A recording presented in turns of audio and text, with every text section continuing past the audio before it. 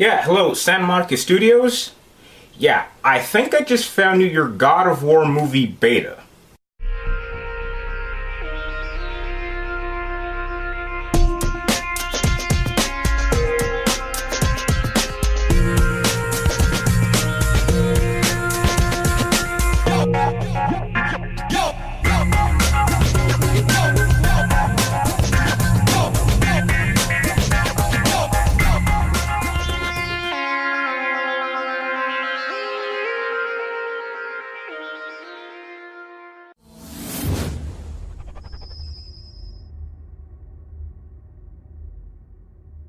Okay, let's get clear on this.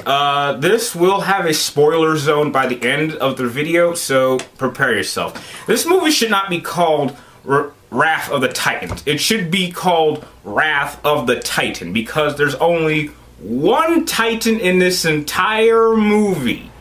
And for the most of the movie, he's kind of just stuck on a mountain. Now, Wrath of the Titans stars Sam Worthington from other movies like Terminator Salvation and Avatar and Man on the Ledge, and Liam Neeson, who's badass in this, but you know, his badass level's been severely dropped this time around. Okay, the plot to this can be just dumbed down to this part. Basically, since humans have now all stopped praying to the gods are now losing their powers, and as they're losing their powers, anything that they have done in the past using their powers is starting to become undone. So right now, the Titans, or Titan, is now breaking loose from the pits of Tartarus, and now it's up to Perseus and his little Scooby Gang to collect the three main weapons of Zeus, Poseidon, and Hades, to put them together to make the ultimate weapon to defeat Kronos once and for all. Okay, now this movie has a lot of problems, but it does do a lot of good things right. Let me get the bad right out of the way.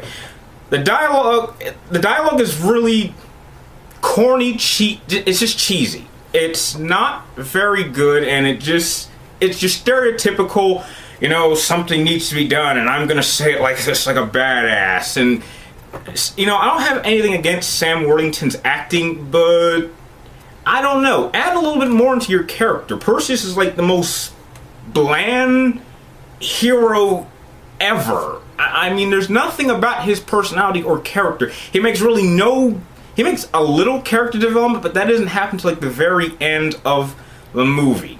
Now, his little Scooby Gang is filled with about, I don't know, let's see, 3 grunts that are just there to get killed.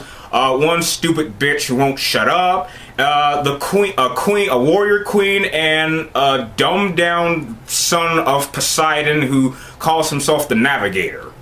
But it could have been, it's definitely better than his last cast of people, in which all of them were killed in one area and he was the only survivor. They are better than them. Another problem that this movie has is the motivations for the villains is, it's just stupid family drama. You would think that as gods they would think above humans, but you find out that these gods actually act a lot like humans, and they have these stupid petty just little pet peeves, and they make such a big deal out of it. And it's like, look, come on, gods, grow the hell up. If you're gods, don't act like humans. But I don't know, maybe it's because they're losing their powers that they start acting more like humans. I don't know. Now, there's one thing that this movie does do right, is the action. There's like one action scene in the middle that it's really hard to see, and it's very disappointing, and I will get to it in the spoiler zone. But I'd say the Battle of Kronos at the end, and like a fight with a Chimera in the beginning, and the fight with Ares are actually done okay. Nothing special. You'll see better in other movies, but you know, they're passable for this movie. They definitely outdo most of the action that happened in Clash of the Titans. Now, the main reason I say that this is a God of War movie beta at the beginning of this is because the CG in this movie is absolutely phenomenal. This is exactly how, if you are a fan of the God of War games, as I am, then the way that these monsters look in here, this is exactly how you would want them to look in the movie. So I definitely give it a serious plus for that.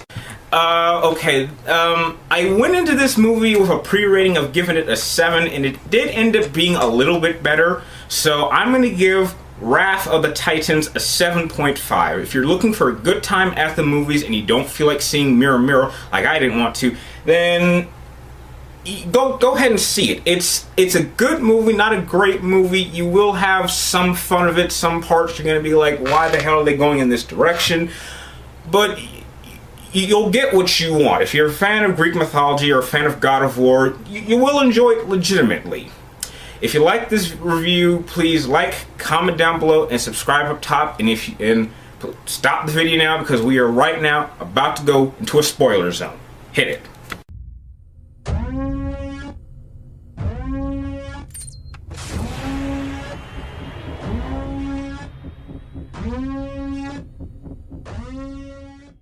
Welcome to the spoiler zone for Wrath of the Titans. Alright, I'm going to speed this up, but I'm probably going to get all the points out of the way. Alright, it starts off with a prologue where Zeus is talking, and he's saying how humans have stopped praying to gods, and we're starting to lose our powers, but his son Perseus is their only hope. And Zeus comes down to Earth, and apparently it's been 8 years since the events of Clash of Titans, and apparently Perseus has gotten married, has a kid, and when Zeus comes down, he says, "Hey Perseus, I need your help." Perseus is like, "Fuck off, Dad. Get out of here. You didn't want to look after me when I was a kid, so go screw yourself." And Zeus is like, "Well, you're going to regret this, because if the Titans break out, well, you're all going to die anyway, and that includes you and your son." And so Zeus goes to meet up with Hades and Ares and Poseidon. He's like, "Okay, guys, we're apparently the last of the gods, and I'm wondering what happened to all the other gods, because apparently these are the last 4 gods." And right when they're about to go to Tartarus to deal with, you know, what apparently just a stone version of Kronos, Hades turns around to Zeus, says, "I betrayed you, brother, and so did Ares. He and I are teaming up, and we're going to capture you, and then we're going to sacrifice you so that Dad can wake up." And then Zeus is like, "What the hell is your problem?" And I don't know, Poseidon gets hit somehow and manages to escape, and apparently from there a chimera pops out and it attacks Perseus' village, and he starts killing people left and right, and he starts chasing after his son, and then he goes grabs his sword, and I don't know, he chases the chimera around, he stabs it, and then he wraps a chain around it and throws it around, and then he says, "Go ahead, you son of a bitch, set me on fire." And apparently he pulls the old Kratos God of War trick that he did in, let's see if it was Chain of Olympus, how he threw his chain, held his mouth open, and then as the beast blew fire, it blew itself up. So that's really how he kills the chimera in this movie. And then Perseus goes, "Okay, son, it looks like I gotta go help my daddy out, so yeah, I'll see you later. I'm gonna go off and ride Pegasus to the Temple of the Gods." And when he gets there, Poseidon's there, and Poseidon says, "Yeah, Hades and Ares captured your dad, and I need you to take my trident and go find my bastard son." And then Poseidon dies. He turns into dust. I'm gonna speed this up. Okay, so basically he goes to some kingdom. I don't remember what the hell it was called. And Perseus finds the queen and says, "I need to find this guy." And she says that he's a thief. And he says, "Okay, buddy, look, your daddy's dead. Here's his Triton. You gotta take me to this island so I can find Hephaestus so he can tell me how to get to Tartarus." And he says, "Okay." And they go to Tartarus. They meet up with a couple stupid orcs. There's only 3 of them apparently. And I don't know, Perseus is running through the forest and he finds some wood that is attached to a rope. He cuts the rope. The wood falls off the tree, hits the orc in the head, and then the elder orc shows up and he says, "Okay, we'll take you to Hephaestus." And Hephaestus is all crazy because he's talking to some invisible person that you don't even see.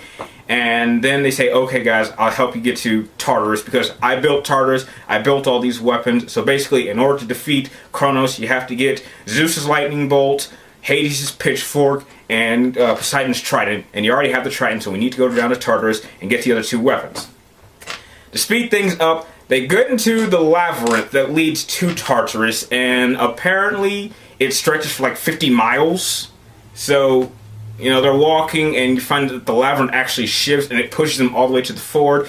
In the middle, Perseus gets attacked by the Minotaur, and he kills him in like a minute. I'm not even kidding. Like, the Minotaur rams him into like a wall like twice, and then he takes this like fake knife made out of wood that his son made, and you don't even see him stab the Minotaur. He just like goes on him, and then the Minotaur dies. Like, and it's so badly cut that you hardly get a really good shot of the Minotaur until he's dead. And so they get to Tartarus, and Zeus is all chained up like this, and he's all dying, and, you know, he's saying, oh, brother, why did you do this? Because you sent me down here. And if you really know the truth of how Hades, Poseidon, and Zeus got their roles, it's a lot more interesting than this. It's basically a stupid brotherly rivalry. It's like, because you're head guy, I'm going to turn on you, and then daddy is going to keep us immortality. And your son Ares is doing it because you chose Perseus over him, and he's a god. And it's just stupid brotherly father-son angst, and it's just unnecessary, and it really hurts the movie. Anyway, Perseus goes down to Tartarus, saves Zeus. Zeus gets stabbed in the back by Hades' pitchfork, but Hades decides, you know, this is wrong, I'm gonna help Zeus out.